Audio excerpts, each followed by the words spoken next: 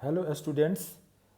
हम previous video में equation balance करने की बात कर रहे थे और हमने उसमें बताया था कि चार मेथड होता है केमिकल इक्वेशन को बैलेंस करने का, जिसमें एक था हीट एंड ट्रायल मेथड, दूसरा partial equation method, oxidation number method और फोर्थ जो था वो आन इलेक्ट्रॉन मेथड था।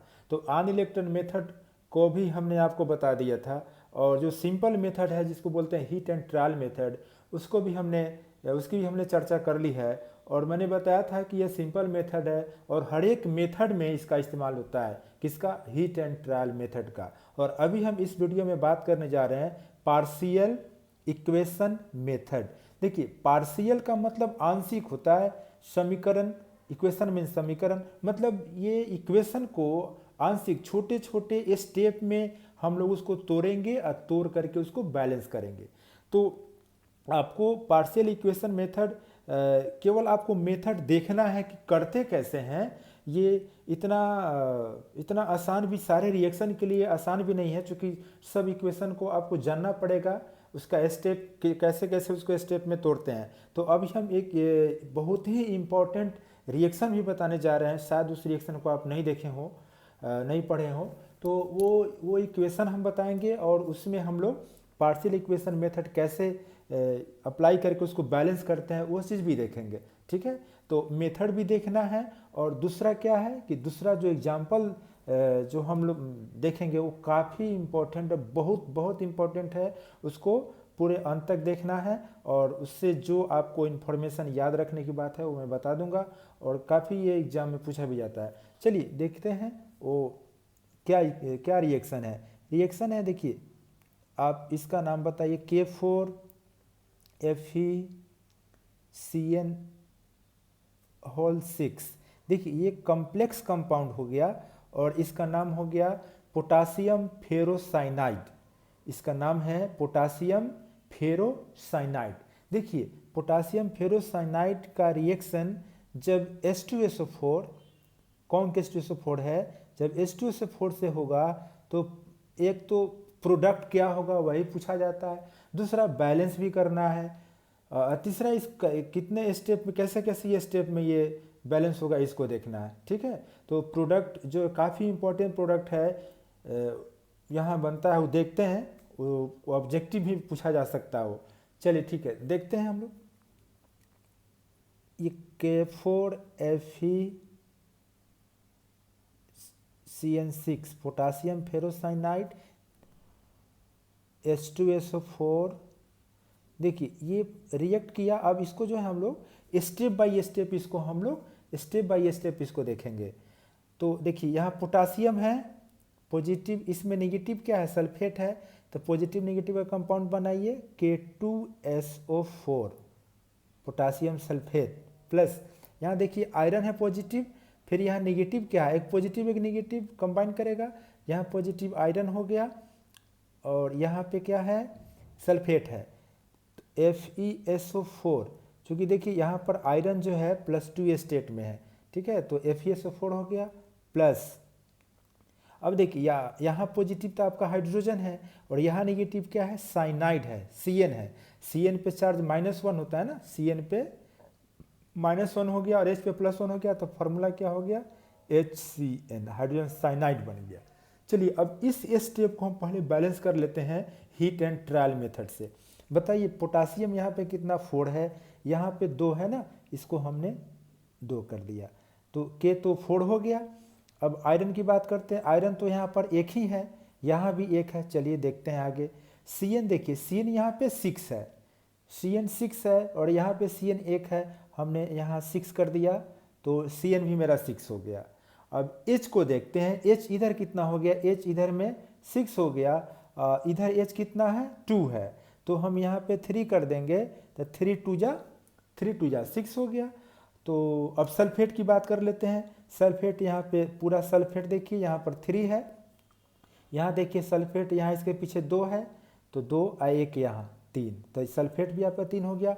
ये इक्वेशन को हमने हीट एंड ट्रायल मेथड से बैलेंस कर दिया। अब आगे क्या होगा, अब आगे कौन रिएक्ट करेगा। देखिए, तो आप पढ़े होंगे ऑर्गेनिक केमिस्ट्री में, ये RCN alkyl cyanide alkyl cyanide का हाइड्रोलिसिस यदि आप पढ़े होंगे तो ये आपको ज़्यादा समझ में आएगा कि अल्काइल साइनाइड का एसिड के प्रेजेंस में हाइड्रोलिसिस होता है। तो यहाँ पे भी ये साइनाइड है, HCN साइनाइड है, इसका देखिए HCN साइनाइड है, ये एसिड तो यहाँ पे है ही, रिएक्शन में तो एसिड है ही, ये केवल मीडियम को बताएगा इसलिए इस पर ध्यान नहीं देना है। ये एसिड के प्रेजेंस में क्या होगा, हाइड्रोलिसिस होगा, यानी इसका रिएक्शन वाटर के साथ होगा, HCN प्लस H2O। तो देखिए क्या होता है, आप यहाँ पढ़े होंगे कि एसिड बनता है, RCOH बन जाएगा और N जो है अमोनिया के रूप में निकलता है। तो यहाँ C बन गया, देखिए एसिड, तो एक कार्बन का एसिड क्या हो जाएगा, फॉर्मिक एसिड COOH प्लस और देखिए यहाँ N जो है, N क्या करेगा, H के साथ अमोनिया बनाएगा, NH3 बन गया। ठीक है, देखिए हमारा पर्पस केवल इक्वेशन को बैलेंस करने का तरीका क्या है वही नहीं देखना है, वो तो देखना है ही, और उसके साथ साथ ये हमें रिएक्शन भी सीखना है और इसका प्रोडक्ट क्या होगा ये भी देखना है। देखिए तो ये आपका फॉर्मिक एसिड बन गया और ये अमोनिया बन गया। अब देखिए अब क्या होगा, तो अमोनिया आप देख रहे हैं कि अमोनिया जो बना है वह बेस होता है, अमोनिया जो होता है लेविस बेस होता है, और यहाँ पे स्ट्रॉन्ग एसिड H2SO4 आपको दिया हुआ है। तो ये आपका NH3 जो कि बेस है प्लस H2SO4। चलिए इसको करने के पहले ज़रा इसको हम बैलेंस कर लेते हैं, इस स्टेप को बैलेंस कर लेते हैं, देख लेते हैं। तो यहाँ पे तो ये देखिए H कितना है, 1, यहाँ H2, 1 मिनट, यहाँ O कितना हो गया, 2 हो गया। आप देखिए इस पे किसको पहले बैलेंस करना ठीक रहेगा, यहाँ O देख रहे हैं 2 है ना, यहाँ पे 1 है, तो हमने यहाँ 2 कर लिया, ठीक 2 कर लिया, तो वो तो बैलेंस हो गया। कार्बन भी 1 है, कार्बन भी 1 है, N भी 1 है, यहाँ N भी 1 है। अब H को देख लेते हैं, 2 2 जा 4 प्लस 1 5 हो गया, यहाँ देखिए 1 1 2 हो गया और 3, तो 2 प्लस 3 5 हो गया, H भी बैलेंस हो गया, O भी बैलेंस हो गया, ये भी आपका स्टेप बैलेंस हो गया। अब चलिए ये जो NH3 बना था ये क्या, ये लेविस बेस है, बेसिक इन नेचर है, बेस एसिड के साथ रिएक्ट करता है, तो यहाँ पर स्ट्रॉन्ग एसिड आपका H2SO4 है, इसके साथ रिएक्ट करेगा तो देखिए क्या बन जाएगा, अमोनियम सल्फेट बन जाएगा, NH4 होल ट्वाइस SO4। ये देखिए आपको यदि कंपाउंड बनाना आता होगा, कंपाउंड बनाने का फार्मूला लिखने का यदि आपको तरीका पता है तो आप बहुत आसानी से इसको समझ रहे होंगे। तो NH3 और H2SO4 क्या हो गया, अमोनियम सल्फेट बन गया। अब इसको बैलेंस कर लीजिए, N कितना है, N यहाँ 2 है, N यहाँ तो 1 ही है, यहाँ हमने 2 कर दिया, ठीक। अब देख लेते हैं सल्फेट, यहाँ सल्फेट देख रहे हैं कि 1 है, यहाँ 1 है, चलिए ठीक है। अब H को देख लेते हैं, 3 2 जा 6 और 6 प्लस 2 8 हो गया, 4 2 जा 8, तो reactant side product side H भी बराबर हो गया। तो ये आपका स्टेप भी बैलेंस है। अब आगे क्या होगा, अब आगे देखते हैं। अब ये जो बना फिर ये यूटिलाइज हो गया, आपका अमोनियम सल्फेट बन गया, अब सॉल्ट बन चुका है। अब ये जो आपका एसिड बना है फॉर्मिक एसिड, फॉर्मिक एसिड जो बना है यहाँ पर H2SO4 दिया हुआ है, तो हमने एक पिछले वीडियो में डिहाइड्रेटिंग प्रॉपर्टी हम बताए थे आपको H2SO4 का। H2SO4 acts as a dehydrating agent, ये वाटर को एब्जॉर्ब कर लेता है, वाटर को जो है ये खींच लेता है, तो उसमें हमने इस रिएक्शन को ही बता रखा है। तो HCOOH जो है ये H2SO4 के प्रेजेंस में यहाँ पर एसिड है H2SO4, ये देखिए ये रिएक्शन में पार्टिसिपेट नहीं कर रहा है, केवल यहाँ से वाटर को खींच रहा है। देखिए तो क्या हो जाएगा, यहाँ से वाटर को हटा दीजिए, वाटर यहाँ से, वाटर मतलब एक OH एक H, तो क्या बन गया, CO बन गया और प्लस H2O बन गया। देखिए ये बैलेंस है, यहाँ पर H2 है, C1 O भी 2, यहाँ 1 1 2, ये बैलेंस है। ये देखिए ये रिएक्शन में ये बस केवल डिहाइड्रेटिंग एजेंट का काम कर रहा है, वहाँ से वाटर को एब्जॉर्ब कर रहा है, ठीक है। तो ये आपका हो गया रिएक्शन कंप्लीट। देखिए एक स्टेप ये हुआ, दूसरा, तीसरा, 4 स्टेप में इस रिएक्शन को हमने बताया और अलग अलग स्टेप को हमने हीट एंड ट्रायल मेथड से बैलेंस कर दिया। अब इसको आपस में हम लोग बैलेंस करेंगे, आपस में बैलेंस करके हम लोग नेट रिएक्शन को लिखेंगे, ठीक है, नेट रिएक्शन को लिखेंगे। देखते हैं, चलिए अब बताइए यहाँ पे देखिए, यहाँ पे ये जो H प्लस यानी H2SO4 लिखा है मैंने, जो कि पार्टिसिपेट नहीं किया, केवल इसका प्रेजेंस है। यहाँ भी ये केवल प्रेजेंस है, ठीक है। यहाँ पे इसका प्रेजेंस, इसके प्रेजेंस में वाटर यहाँ से रिमूव हो गया फॉर्मिक एसिड से। तो अब देखिए यहाँ पे HCN कितना है, 6 है। यहाँ पे आपने कितना यूज किया है, 1, तो इसको तो 6 करना होगा। चलिए ठीक है, इसको 6 करते हैं। तो इसको 6 करेंगे, चलिए इसको 6 कर देते हैं। 6 से मल्टीप्लाई कर दिया हमने, तो HCN 6 हो गया। अब इस स्टेप में क्या हुआ, यहाँ से NH3 यहाँ लगा है।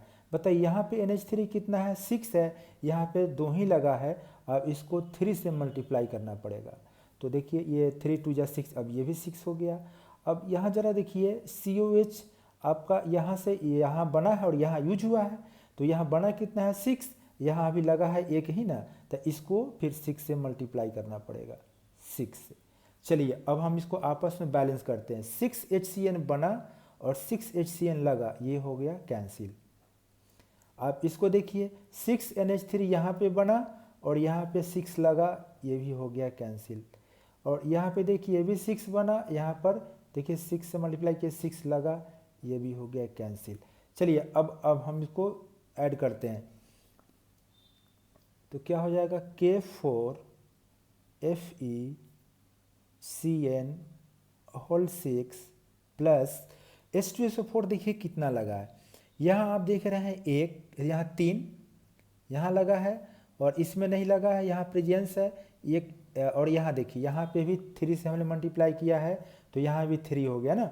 और यहाँ तो ये प्रेजेंस है, तो 3 प्लस 3 6 H2SO4। बस रिएक्टेंट तो मेरा यही दोनों था। यहाँ पे वाटर लग रहा है, यहाँ वो देखिए यहाँ पे वाटर निकल रहा है, तो नेट निकलेगा ही। हम आगे बढ़ते हैं। बताइए अब इधर यहाँ क्या है, 2K2SO4 प्लस, अब ये तो यहाँ इस्तेमाल हो चुका है, तो फिर यहाँ FeSO4 लिखेंगे, FeSO4, और ये तो यूटिलाइज हो चुका है, ये भी यूटिलाइज हो चुका है। फिर यहाँ पे क्या है, अमोनियम सल्फेट 3 से मल्टीप्लाई किया है ना हमने, प्लस यहाँ लिखता हूँ NH4 whole twice SO4 plus, अब ये हो गया। अब इधर देखिए CO बना है ना, कितना 6 से मल्टीप्लाई किया है, तो प्लस 6CO प्लस, अब वाटर देखते हैं, वाटर यहाँ तो वाटर नहीं है, यहाँ भी वाटर नहीं है, यहाँ भी नहीं, यहाँ है। देखिए 6 मोलिक्यूल ऑफ वाटर जो है यहाँ निकल रहा है। और इधर देखिए लग कितना रहा है, इधर लग रहा है आपका, देखिए नेट तो यहाँ पे लग रहा है, देखिए यहाँ पे 2 है और यहाँ 6 से हमने मल्टीप्लाई किया, 6 से हमने मल्टीप्लाई किया है, तो 6 2 जा 12 हो गया। और 12 में से 6 यहाँ निकल रहा है, तो 6 तो लग गया।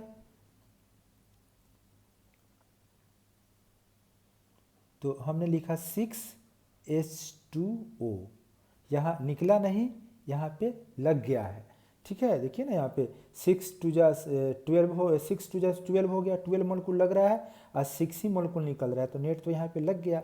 चलिए इसको एक बार देखते हैं, बैलेंस हो चुका है तो बहुत अच्छी बात है। देखिए यहाँ K4 है, यहाँ भी K4 है, Fe1 है, Fe1 है। हम CN को पहले सल्फेट को काउंट कर लेते हैं, देखते हैं सल्फेट यहाँ कितना है, सल्फेट के पीछे 6 है ना, तो यहाँ देखिए 1 यहाँ पे और